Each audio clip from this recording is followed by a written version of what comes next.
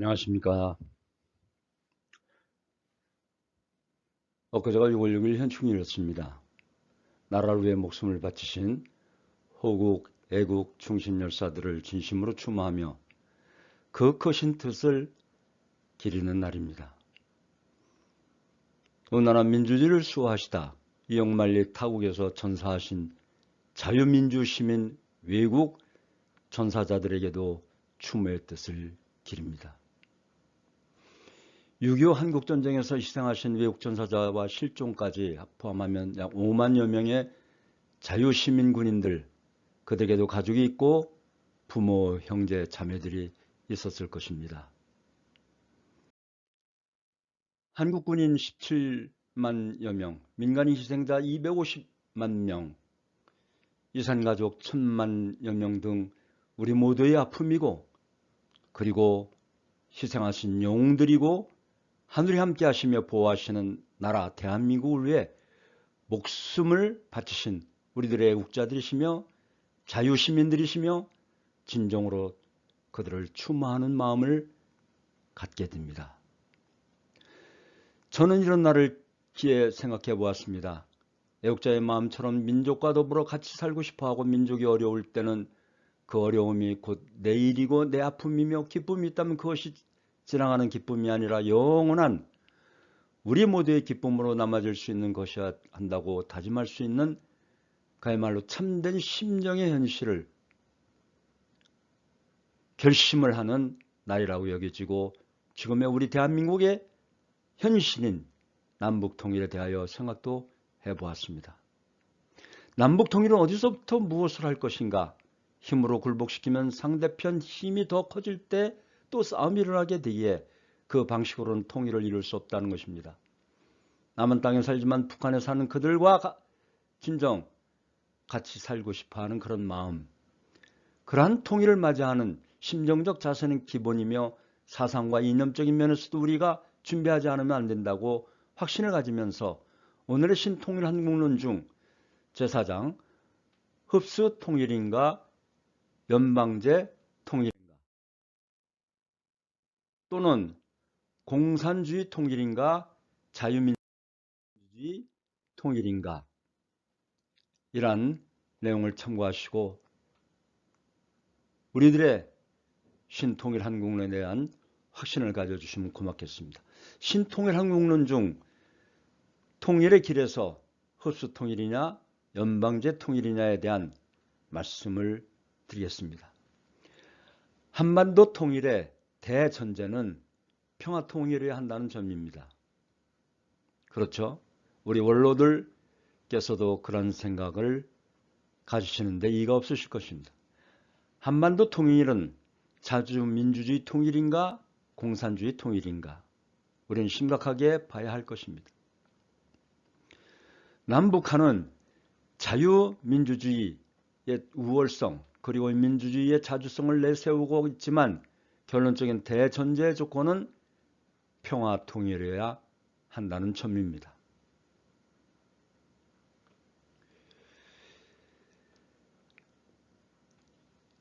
연방제 통일론에 대하여 말씀을 드리겠습니다. 첫째, 정부 주도의 통일론에 의해서 궁극적으로 단일민족 공동체로 나간다는 전제이며 둘째는 과도기의 체제로 연방제 통일론의 북한의 주장과 국가연합 남한의 주장을 표면적으로 제시하면서도 끊임없이 흡수 통일론을 지향한 것 또한 사실입니다. 그리고 1973년 고려연방제 즉 이체제 이정부 외교권과 군사권을 통합하는 것과 외교권과 군사권을 통합하여 1980년대의 그 북한 주장인 고려민주 연방 창립 방안이었으며 남한은 국가연합 이체제 이정부 즉 외교권과 군사권의 독립이 그 김대중과 김정일의 6.15 남북 공동선언이 낮은 단계 연방제입니다. 북한의 평화통일 전제 조건은 남조선에서의 미군 철수,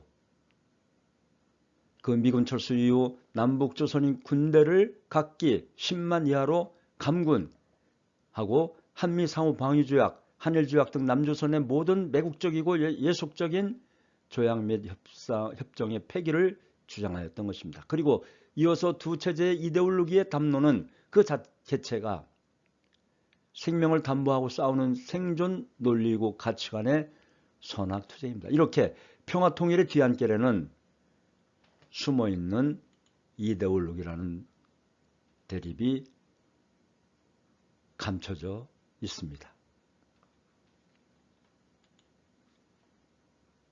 결국 남북통일의 문제 속에는 숨어있는 이데올로기의 문제인 것입니다. 우리가 원로들의 길잡이를 통하여 신통일 한국론의 사상과 이념을 지속적으로 소개하고 준비하는 것은 이러한 내용이 있기 때문입니다.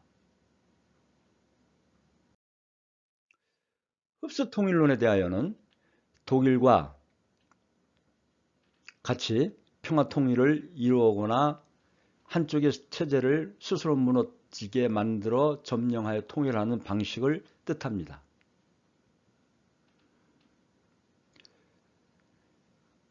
이승만 정부의 북진통일의 상황 같은 경우입니다.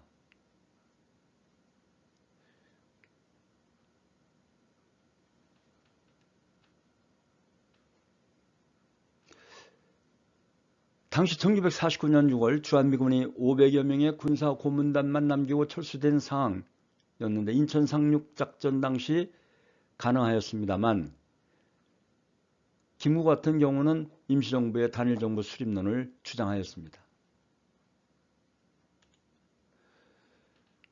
무력으로 흡수통일하는 방식은 비평화적인 방식으로 전쟁에 의한 통일, 즉 무력 침공에 의한 정복을 말합니다. 그리고 평화적으로 흡수통일 방안은 한쪽에서 천문학적인 경제적인 비용을 부담하면서 다른 쪽의 정부를 흡수하는 통일 방식으로서 독일의 개별 연방적인 그러한 내용을 뜻합니다. 현대사회에서 전쟁을 통한 통일은 현실적으로 일어나기 쉽지 않고 일어날 경우 침략국가는 큰 피난을 감수해야 합니다. 또한 북한의 그 핵무기를 보유하고 있다는 점에서 흡수통일은 가능하지 않다는 전문가들의 진단입니다. 따라서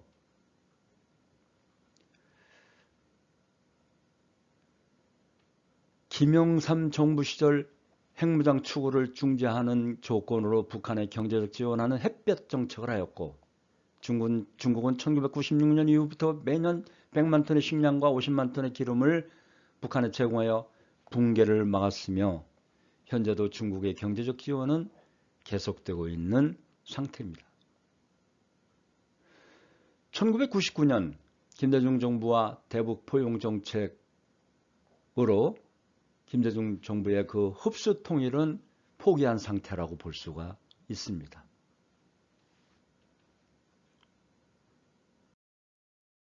흡수 통일이 어려운 이유는 주변 핵 보유 국가의 보유과의 역학관계, 즉 현대사회에서 전쟁을 통한 통일은 현실적으로 일어나기 쉽지 않고 일어날 경우 침략 국가는 큰 피난을 감수해야 된다는 점을 말씀드렸죠.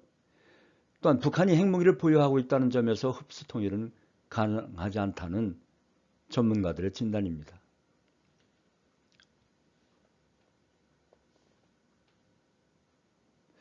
제3의 길로서 북한 당국이 제시한 통일 방안으로서의 연방제가 상이한 그 체제 속에서 가능한 것인가, 또한 북한의 적과 통일 전략이 완전히 사라졌는가를 고민해 보아야 합니다. 남한 정부는 주기적인 선거를 통해 정권이 형성되는 정기적 상황에서 통일 방안에 대한 국민적 합의 마련은 여전히 난제로 남아져 있는 것이 큰 문제입니다. 남북한이 서로 화해와 협력의 파트너로 인정하고 상호간 필요한 그것을 가능하게 할 환경을 조성하고 제도화하는 것이 중요합니다. 북한은 통일을 이뤄야 할 동반자인 동시에 적대국이라는 이중성을 바로 인식하고 남남 갈등으로 분열된 의식을 하나로 통합하는 가치관으로 무장해야 하며 가치관을 공유하여 사회적 단계를 강화할 때 통일의 길은 앞당겨질 수 있습니다. 즉 국민의 사상과 이념적인 면에서 가치관을 무장하여 나아가기 위해 우리 원로들의 길잡이가 계속 노력해야 할 것입니다. 북한의 한반도 비핵화에 대한 말씀드리면 대외 안보 위기에 대처하기 위해 공산주의 국가 맹주 역할을 했던 소련과 중국이 남한과 수교하는 상황이 되자 우리식 사회주의를 내세우며 체제 수호를 위해 핵이 필요했던 것입니다. 공산주의 국가 맹주 역할을 했던 소련과 중국이 이란 남한과의 수교와 되자 그 체제의 생존과 정권 유지, 동맹국의 원조 제한, 또한 그 자연재해 등으로 배급체제가 무너지고 당과 정부 지도자에 대한 불평과 불만이 폭증하였던 것이며 남한에 대한 군사적 힘의 우위와 남한의 급속한 경제개발로 인한 남북 간의 국력 차이를 좁히기 위함이기도 하였습니다.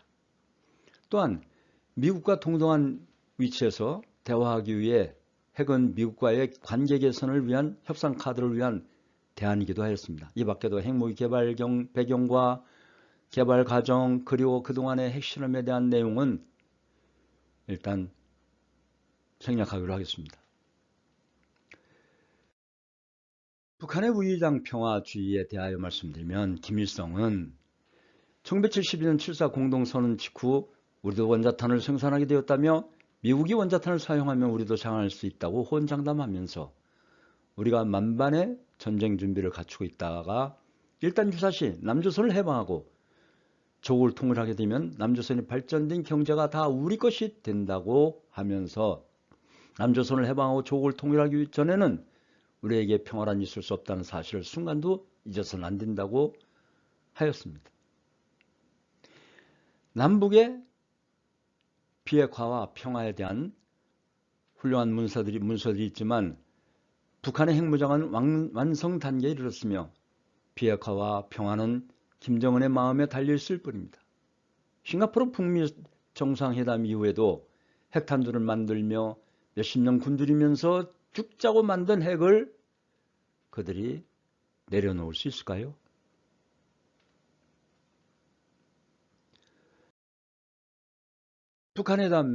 북핵회담에 직접 참여한 폼페이오 전 미국 국무장관의 인터뷰나 회고록에서의 솔직한 고백이었습니다.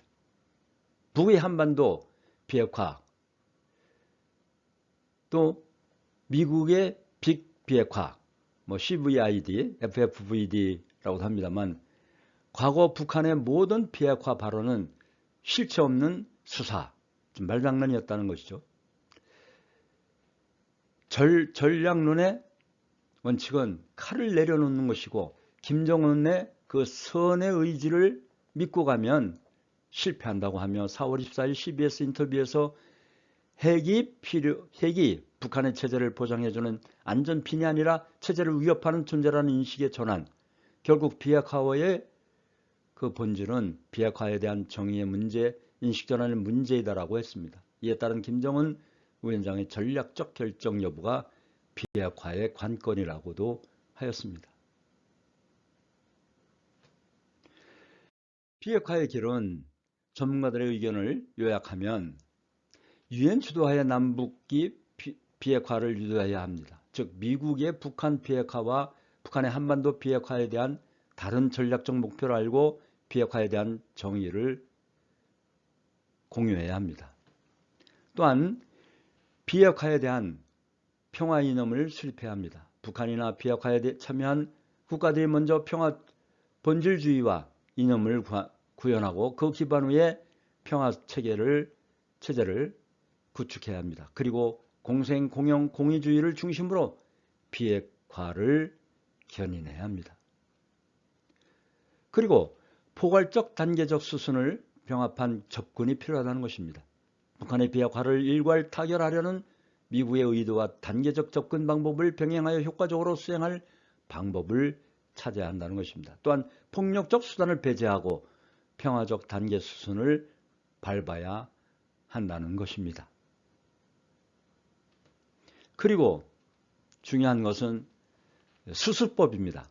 즉 주고받고, 이 주고받고 하는 절차에 따르는 과정을 따라야 한다는 것입니다. 수습법에서는 먼저 주고 그 다음에 받는 것이 원칙입니다. 먼저 따뜻한 빛으로 닫힌 체제를 열리게 하여야 한다는 것입니다. 남북 양측이 수습법에 따라 먼저 주려는 노력을 기울여야 한다는 의견입니다.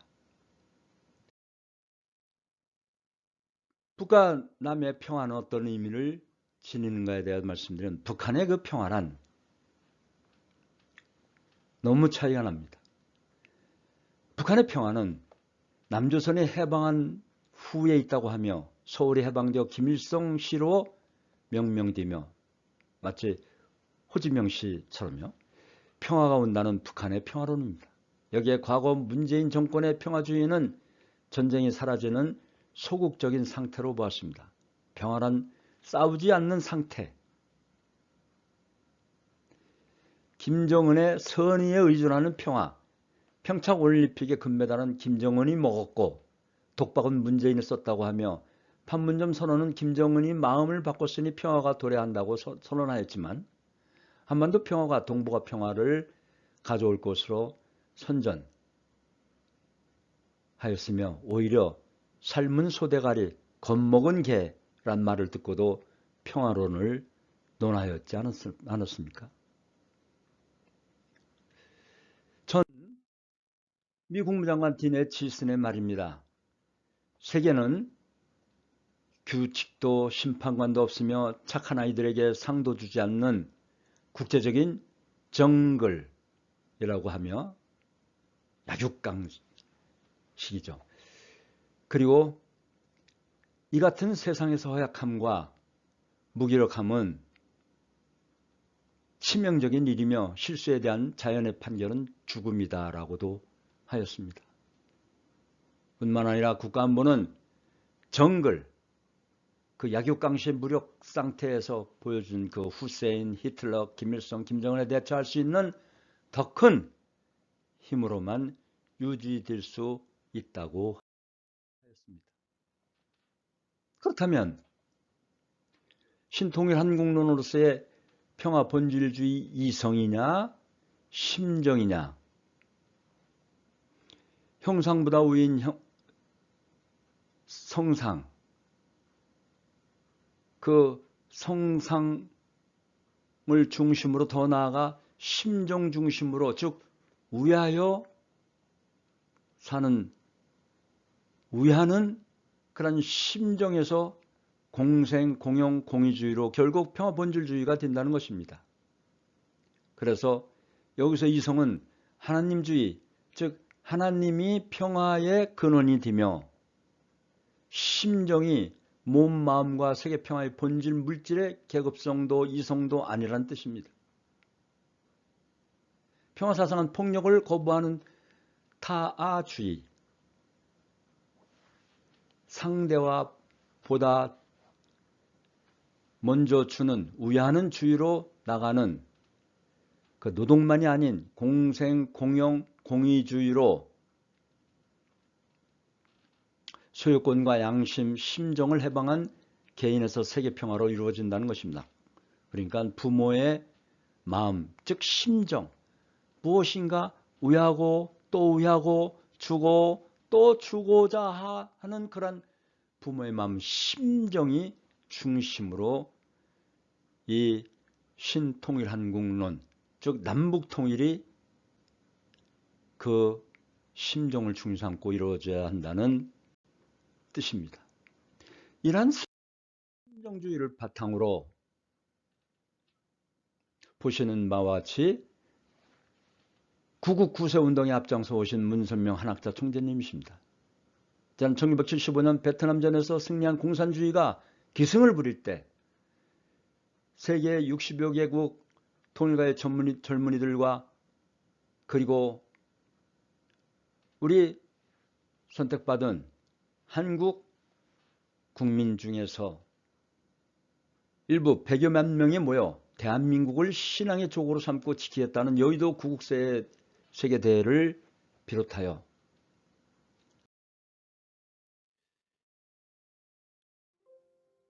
미국 수도이자 세계적인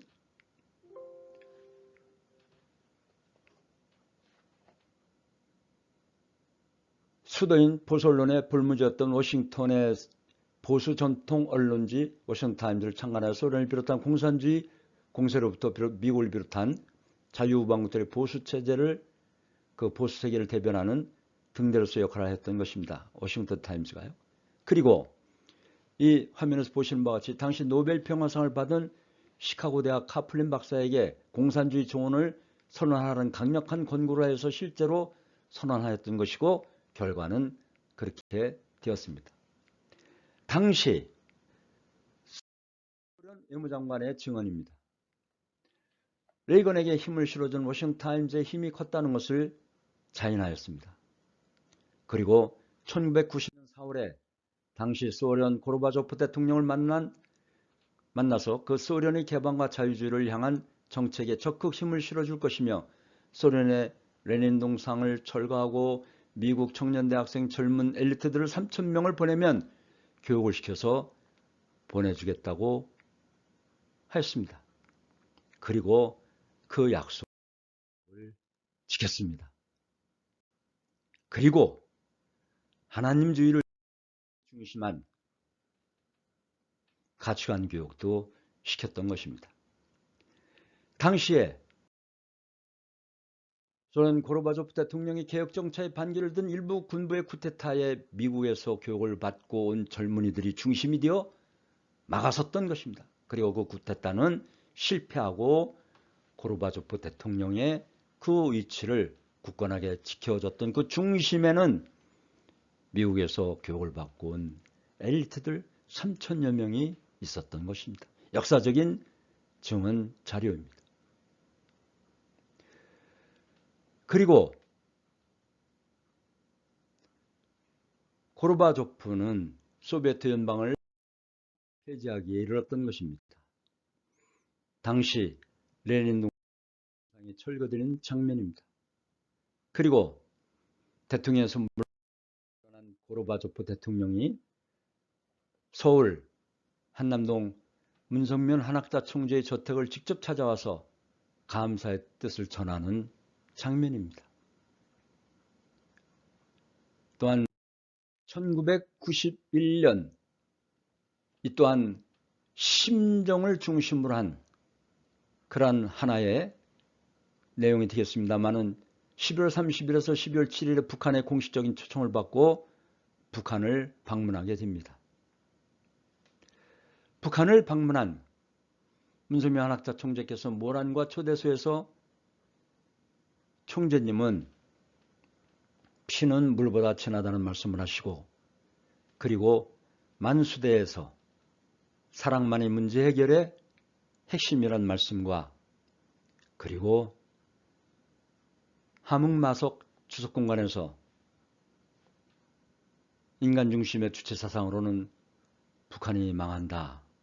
이제 또 계속해서 나오겠습니다만은 김일성 주석을 만난 자리에서 역사적인 그 자리에서 다음과 같은 합의를 보며 서명을 합니다. 즉 한반도 비핵화를 비롯한 각종 현안 문제 해결 방안과 남북 개선을 위한 몇 가지 합의점을 갖고 공동 서명을 하였습니다.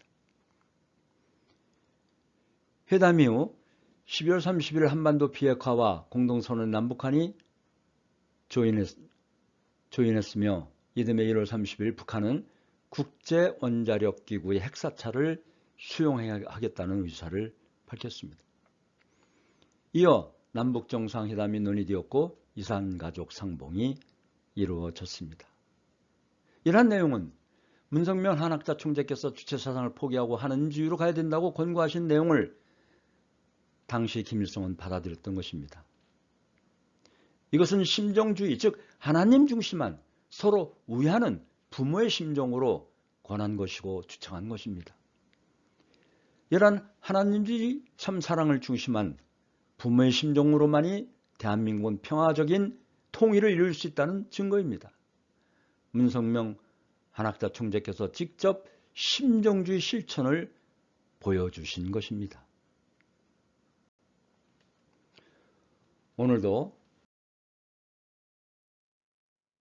오늘도 원로들이 없으면 대한민국도 없고 가정도 없고 미래도 없다는 양무원로 시무대한을 새겨보면서 우리 원로들과 3대가 어루져 사시는 행복한 가정을 이루시고 건강하신 원로들이 되시기를 기원드리면서 오늘 6월 8일 원로들의 길잡이 모든 순서를 마치겠습니다. 감사합니다.